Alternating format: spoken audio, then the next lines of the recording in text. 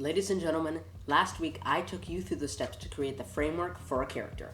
Today, I'm going to take you through some of the more theoretical aspects of character creation and how it relates to storytelling as a whole. So sit back, relax, and grab your notebook because I'm about to give you some very valuable advice that might just turn your next story from a flop into a hit.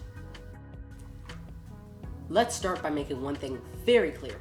A character's actions define who they are, not the things said about them.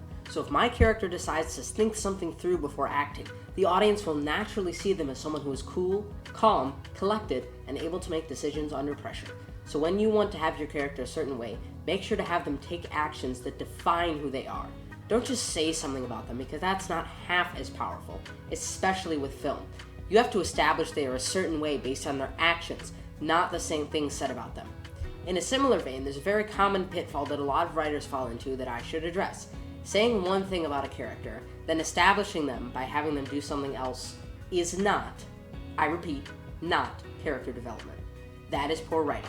Character development is another issue altogether, but seriously, don't do this. It's horrible. Okay, so let's talk about character flaws in development. How do you do it? Well, it's actually pretty complicated, so let me lay it out in plain and simple for you. Your main character has to have a key flaw that is related to the main plot of the story in such a way that they have to overcome it in order to overcome the antagonist or their great challenge that ends the third act. I repeat, your flaw has to be connected to your story, and your challenge cannot be defeated without your main character overcoming that flaw.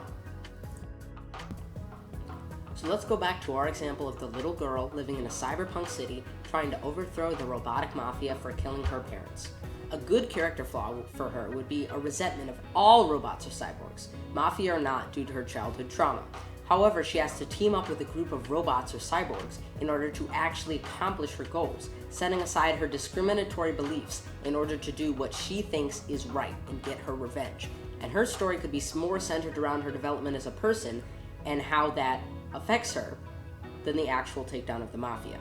That's where you get emotion from.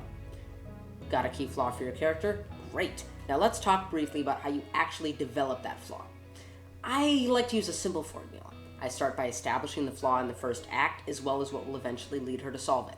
During the second act, I push the development forward by having the character be forced to make choices that either challenge the flaw or challenge their beliefs in a positive way.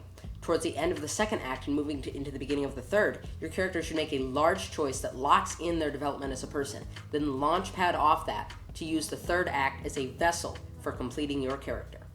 I know it sounds like a lot, and it's pretty complicated stuff, but I assure you, doing these exercises and building your character this way is a great way to start your protagonist, be it for book or for film. Best of luck to you all. Anyway, I think I'm going to wrap this video up here. Maybe it didn't justify a part 2 and I could have stretched the first one, but you know what? I'm happy the way it is.